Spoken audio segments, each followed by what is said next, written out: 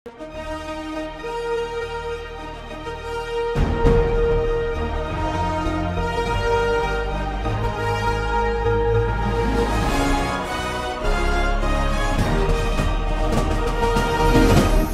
பார்த்து கொண்டிருப்பது உங்கள் ஜாஷ்வா டிவி. சகல ஜனங்களுக்கும் நற்செய்தி.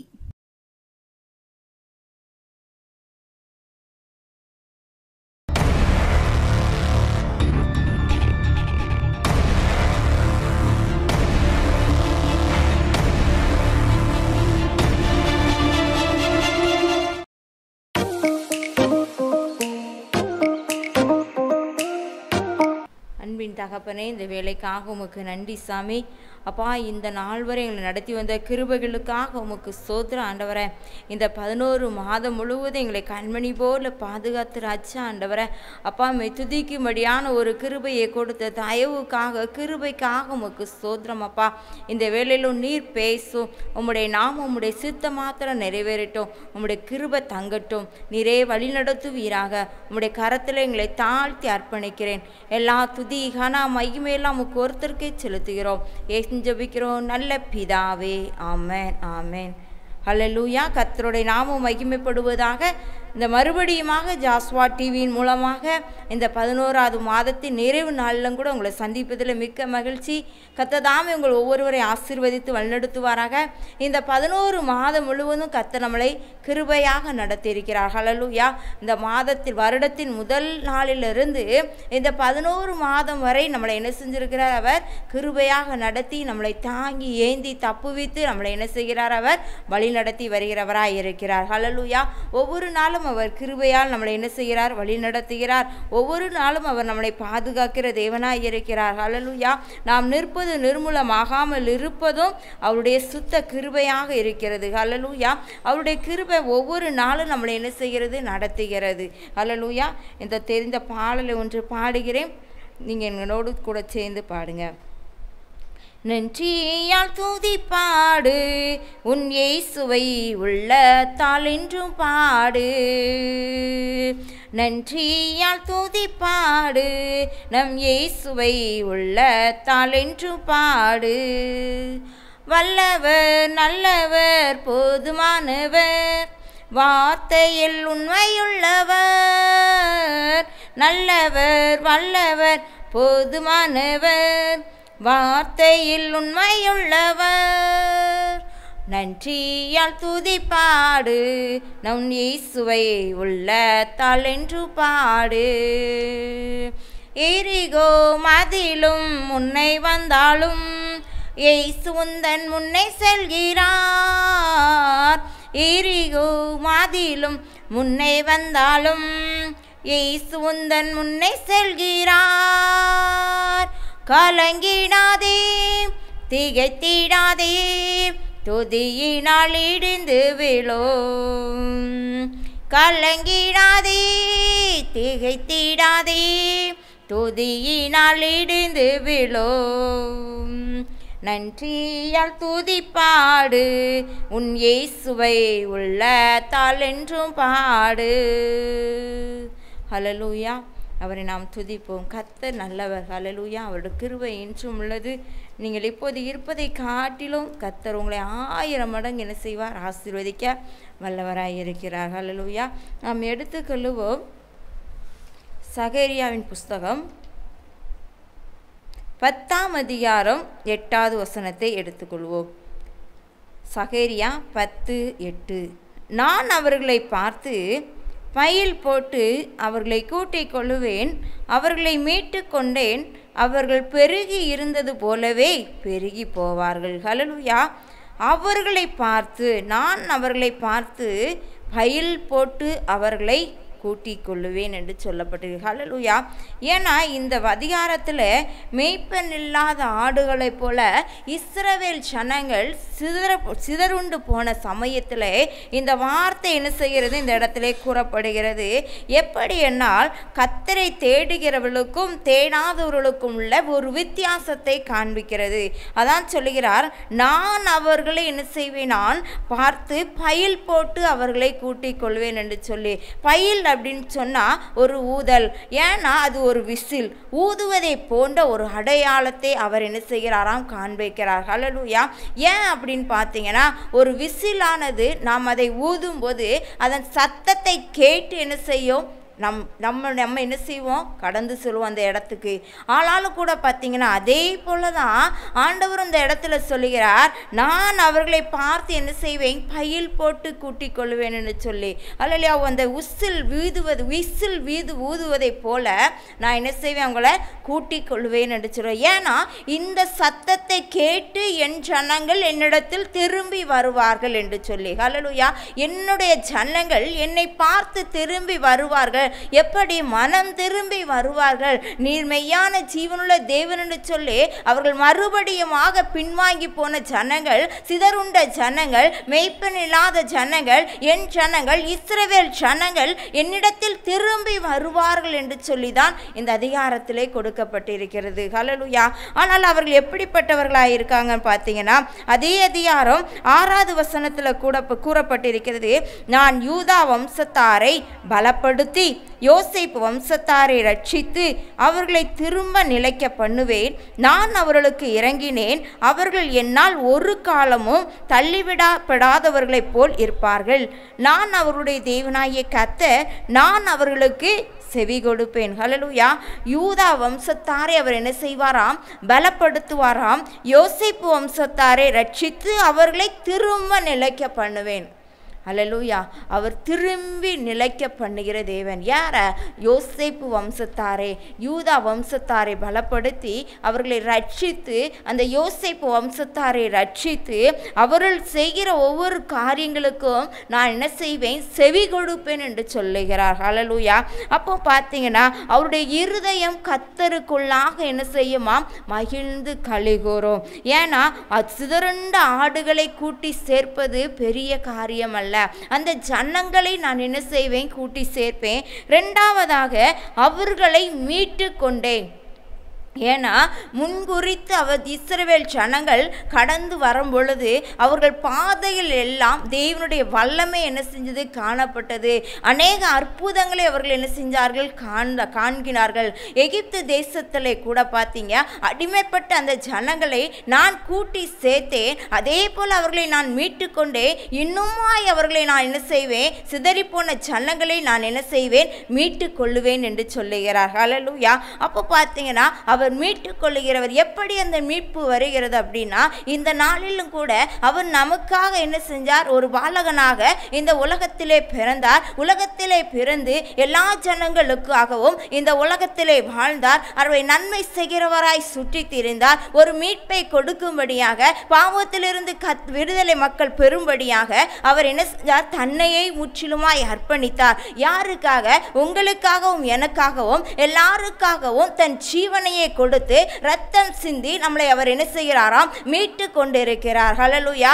அந்த மீட்டு கொண்ட ரத்தம் தான் நம்மளை கூட்டி சேர்க்கிறது. ஹல்லேலூயா. அதற்காகத்தான் உங்களையும் என்னையும் அவர் நேசிக்கிறவராய் இருக்கிறார். ஹல்லேலூயா. ஏன்னா என் ஜனங்கள் திரும்பி போயிடக்கூடாது, மனம் திரும்புதலை பெற்ற ஜனங்கள் சிதறி போயிடக்கூடாது என்று சொல்லி அவர் என்ன செய்கிறாராம், நம் மேல் கருசரை உள்ளவராய் இருக்கிறார். ஹல்லேலூயா. அதான் மீட்டுக் கொள்கிறார். ஹல்லேலூயா. கூட்டி சேர்க்கிறார், மீட்டுக் கொள்கிறார். மூன்றாவதாக அவர்கள் பெருகி இருந்தது போலவே பெருகி போவார்கள் என்று சொல்லப்பட்டிருக்கிறது. ஹல்லேலூயா. அவர் பெருக்கத்தை உண்டு பண்ணுகிற தேவன். ஹல்லேலூயா. ஒருவேளை பார்த்தீங்கன்னா அநேக ஜனங்கள் என்ன செஞ்சாங்க, எகிப்து தேசத்திலிருந்து நடந்து வந்தார்கள். ஆனால் கானான் தேசத்துக்குள்ளோ போன ஜனங்கள் சொற்ப ஜனங்களாக தான் இருந்தாங்க, கொஞ்சம் பேர் தான் இருந்தாங்க. அதே போல அந்த ஜனங்களை போல நான் என்ன செய்வேன், அநேக ஜனங்களை பெருகி இருக்கிறது போல பெருக பண்ணுவேன் என்று சொல்லுகிறார். ஹல்லேலூயா. அதான் ஆண்டவராய் இயேசு கிறிஸ்து நம்மளை என்ன செய்கிறாராம், கூட்டி சேர்க்கிறவராய் இருக்கிறார், மீட்டு கொண்டவராய் இருக்கிறார், பெருகி இருக்க பண்ணுகிறவராய் இருக்கிறார். ஹல்லேலூயா. அதே போல நாம் எடுத்துக்கொண்டோமானால் ஏசாயா 5ஆம் அதிகாரத்திலே நாம் எடுத்துக்கொள்ளுவோம். 5ஆம் அதிகாரம் 26வது வசனத்தை நான் வாசிக்கிறேன். அவர் தூரத்தில் உள்ள ஜாதியாருக்கு ஒரு கொடியை ஏற்றி அவர்களை பூமியின் கடையாந்தரங்களிலிருந்து பயில் காட்டி அழைப்பார். அப்பொழுது அவர்கள் தீவிரமும் வேகமாய் வருவார்கள். ஹல்லேலூயா. எப்படி வருவார்களாம்? தூரத்தில் உள்ள ஜாதியாருக்கு ஒரு கொடியை ஏற்றி அவர்களின் பூமியின் கடையாந்தரங்களிலிருந்து பயில் காட்டி அழைப்பார் என்று சொல்லப்படுது. ஹல்லேலூயா. இது ஒரு அடையாளம் தான். ஒரு கொடியை ஏற்றினால் அது ஒரு அடையாளம். அப்போ ஆண்டவராய் இயேசு கிறிஸ்துவும் கூட இனி வருகிற நாட்களிலே அவர் எப்படிப்பட்டவராய் இருக்கிறாராம்? நியாயாதிபதியாக சிங்காசனத்தில் வீற்றிருக்கிற ராஜாவாக மறுபடியுமாக இந்த பூமியிலே நியாயம் செய்ய வருகிறவராய் இருக்கிறார். அதான் சொல்லுகிறாரு, பூமியின் கடையாந்தரங்களிலிருந்து நான் பயில் காட்டி என்ன செய்வேன்? அழைப்பார். அப்பொழுது அவர்கள் தீவிரமும் வேகமாய் வருவார்கள் என்று சொல்லப்பட்டிருக்கிறது. ஹல்லேலூயா. ஒருவேளை அந்த ஜாதி யார் அப்படின்னு பார்த்தீங்கன்னா நாம தாங்க. அவரை விட்டு பின்வாங்கி போன ஜனங்களை அவர் தீவிரமாய் என்ன செய்கிறாராம்? அழைக்கிறவராய் இருக்கிறார். ஹல்லேலூயா. அதான் சொல்லப்பட்டிருக்கு, அந்த பயில் காட்டினது விசில் அடித்து ஒரு அடையாளம், அந்த கொடியை ஏற்றி அதற்கேற்ற ஒரு அடையாளத்தை வைக்கிறார். ஹல்லேலூயா. அந்த அடையாளம் தான் இந்த பூமியிலே அவர் குமாரனாய் வந்தார். இனி அவர் எப்படிப்பட்டவராய் வருவார் என்றால், அவர் சிங்காசனத்தில் வீற்றிருக்கிற நியாயாதிபதியாக ராஜாவாக இனி அவர் என்ன செய்வார்? மறுபடி வர காத்திருக்கிறார். ஹல்லேலூயா. அதற்கு நாம் என்ன செய்ய வேண்டும்? நம்மை தகுதிப்படுத்த அவர் அழைக்கிறார். ஹல்லேலூயா. அதான் தீவிரமாய் என்ன செய்வார்களாம்? வேகமாய் வருவார்கள் என்று சொல்லி இந்த அதிகாரத்திலே நமக்கு என்ன செய்கிறது? கொடுக்கப்பட்டிருக்கிறது. ஹல்லேலூயா. அவர் நம்மளை என்ன செய்கிறாராம்? ஆசீர்வதிக்கிற தேவன் தான். ஆனால் எல்லாவற்றுக்கும் மேலாக அவர் நம்மளை என்ன செய்கிறார்? கருணையோடு பார்க்கிறார். என் ஜனம் என்ன செய்யக்கூடாது? ஒருபோதும் கெட்டு போயிடக்கூடாது. என் ஜனம் என்னை விட்டு என்ன செய்யக்கூடாது? விலகி போயிடக்கூடாது என்று சொல்லி நம்மை அவர் உற்று கவனித்து கொண்டிருக்கிறார். ஹல்லேலூயா. சொல்லப்பட்டிருக்கிறது. ஏசாயா 7ஆம் அதிகாரத்திலே 18வது வசனத்தை நான் வாசிக்கிறேன்.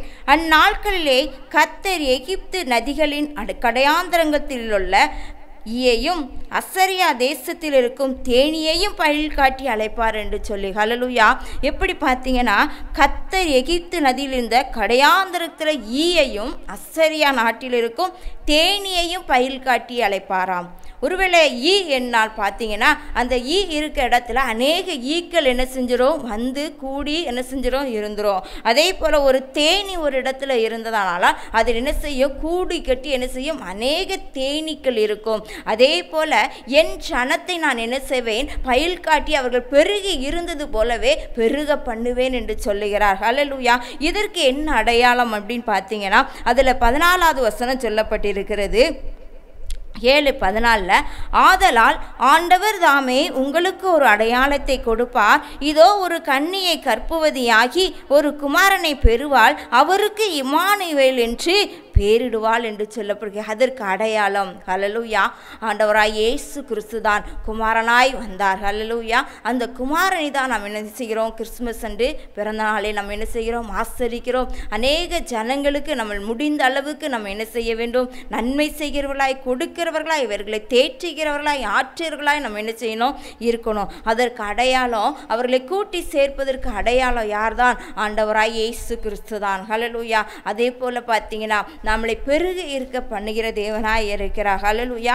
நாம் எப்படிப்பட்டவர்களாய் இருக்கோம்? ஆண்டவருடைய பாதத்திலே நாம் காத்திருக்க வேண்டும். ஏன்னா அவர் நம்மளை என்ன செஞ்சிருக்கிறாராம்? கூட்டி சேர்த்திருக்கிறார், மீட்டு கொண்டிருக்கிறார். எப்படி? அவருடைய இரத்தத்தால் நம்மளை கழுவி சுத்திகரித்து நம்மளை மீட்டிருக்கிறார். ஒருவேளை நம்ம பெருகி இருந்த போலவே இன்னும் பெருக பண்ணுகிற தேவன். ஆனாலும் கூட இந்த கடைசி நாட்களிலும் கூட நம்ம என்ன செஞ்சிருக்கிறோம்? கடந்து வருகிறோம். 2024 முடிவதற்கு 1 மாதங்கள் தான் இருக்கிறது. 2020 ஆண்டால நம்ம என்ன நடக்கும், என்ன நேரிடும் என்று சொல்லி யாருக்குமே தெரியாது. ஆனாலும் கூட அதற்கு முன்பாகவே என் ஜனங்களை நான் என்ன செய்வேன்? கூட்டி சேர்ப்பேன் என்று சொல்லுகிறார். ஹல்லேலூயா. எப்படியாக? தேனீக்களை போல் அவர்களை நான் என்ன செய்வேன்? பயில் காட்டி அழைப்பேன் என்று சொல்லுகிறார். ஹல்லேலூயா.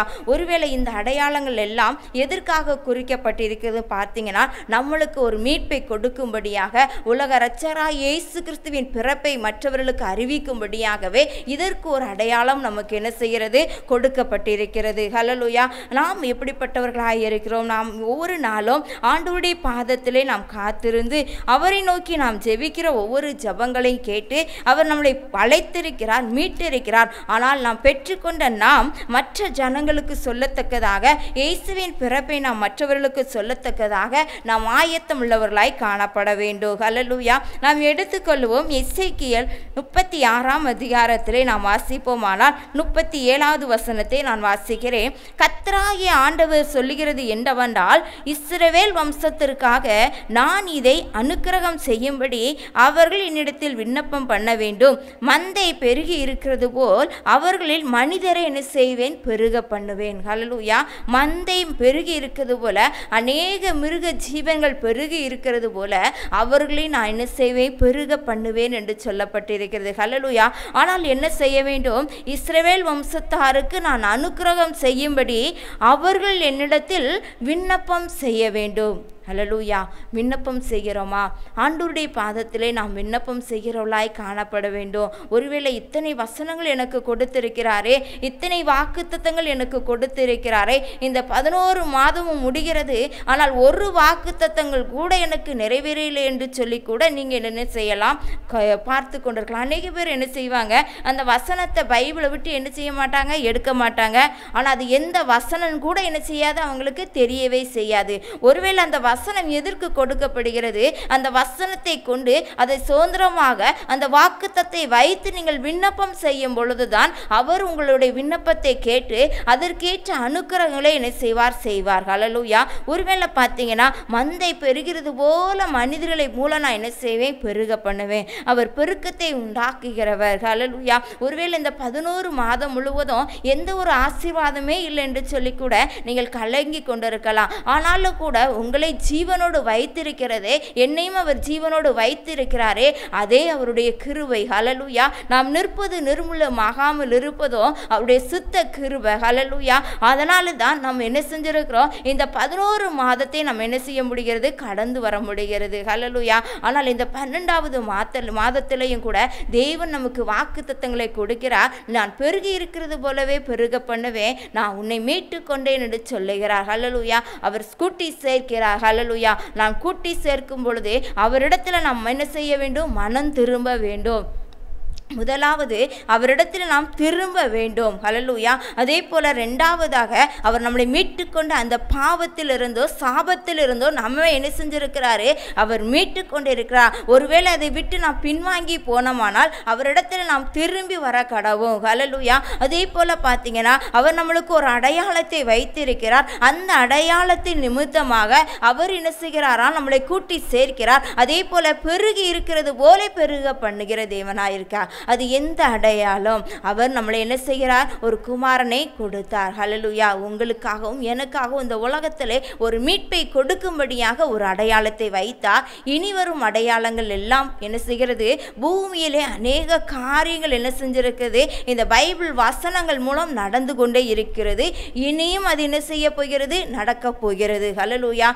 எத்தனை வசனங்கள் பூமிக்குரிய வசனங்களோ, எத்தனையோ விதமான வேதனைக்குரிய வசனங்கள் எல்லாம் இருக்கிறது. இந்த பூமியில என்னென்ன நடக்கும், மனுஷகுமாரன் வரும் முன்பாகவே இந்த பூமியிலே என்ன நடக்கும் என்று சொல்லி இந்த வசனங்களிலே சொல்லப்பட்டிருக்கிறது. இந்த வசனங்களில் சொல்லப்பட்டபடியே இன்றைக்கும் அது நடந்து வருகிறது. இனியும் அது என்ன செய்ய போகிறது, நடக்க போகிறது. அவர் சீக்கிரம் வருகிறார். அவரை சந்திக்க நாம் ஆயத்தம் உள்ளவர்களாய் அவர் கூப்பிடும் போது, அவர் விசிலடித்து நமக்கென்று ஒரு அடையாளத்தை வைத்து கூப்பிடும் பொழுது நாம் அவர் எதிர்கொண்டு போக, அவரை சந்திக்க நாம் ஆயத்தம் உள்ளவர்களாய் காணப்பட வேண்டும். ஹல்லேலூயா. இதைத்தான் ஆண்டவர் நம்மிடத்தில் எதிர்பார்க்கிறார். என் சனம் என்னிடத்தில் திரும்ப வேண்டும். நான் மீட்பை கொடுத்தேன். என் சனம் மற்றவர்களுக்கு என்ன செய்ய வேண்டும், என் சுவிசேஷத்தை அறிவிக்க வேண்டும். அவர்களை நான் பெருகி இருக்கவே பெருக பண்ணுவேன் என்று சொல்லுகிற தேவன் அல்லவா. அப்போ நாம் ஆயத்தம் உள்ளவர்களாய் காணப்பட வேண்டும், விண்ணப்பம் செய்ய வேண்டும். அவர் நமக்கு என்ன செய்கிறாராம், அனுக்கிரகம் செய்கிறவராயிருக்கிறார். ஹல்லேலூயா. அதே போல நாம் ஒவ்வொரு நாளும் ஆண்டவருடைய சமூகத்திலே விண்ணப்பம் செய்வோம். இந்த வேளையிலும் கூட ஆண்டவருடைய பாதத்திலே காத்திருப்போமா? நன்றி தகப்பனே. ஏசப்பா இந்த வேலையில் ராஜா இந்த வசனங்கள் மூலமாக ஆண்டவரே ஏசப்பா நீங்கள் பேசின கிருபைக்காக ஸ்தோத்திரம். நன்றி ஆண்டவரே. அப்பா இந்த வசனத்தின்படி ஆண்டவரே ஒவ்வொருவரையும் ஆண்டவரே மனம் திரும்பி வர பண்ணுவீராக. பயில் காட்டி விசிலடித்து ஆண்டவரே உம்முடைய அடையாளத்தை நீர் வெளிப்படுத்தும்படியாய் கூட செபிக்கிறோம். உம்மை விட்டு ஆண்டவரே எத்தனையோ ஜனங்கள் ஆண்டவரே பின்வாங்கி போன ஜனங்கள், சிதறுண்ட ஜனங்கள் ஆண்டவரே உம்மிடத்தில் வரும்படியாய், அந்த ரட்சிப்பை பெற்றுக்கொண்ட ஜனங்கள் உம்மிடத்தில் வரும்படியாய் கூட செபிக்கிறோம் சாமி. நீர் மீட்டுக் கொள்வீராக. அப்பா நீர் அடையாளத்தை வைத்து போனீரே ஆண்டவரே, அந்த அடையாளத்துக்கு ஏற்ற காரியங்கள் ஆண்டவரே இன்றும் நடந்து கொண்டிருக்குது. அதற்கேற்ற ஆயத்தத்தை நீர் கொடுக்கும்படியாய் கூட செபிக்கிறேன் ஏசப்பா.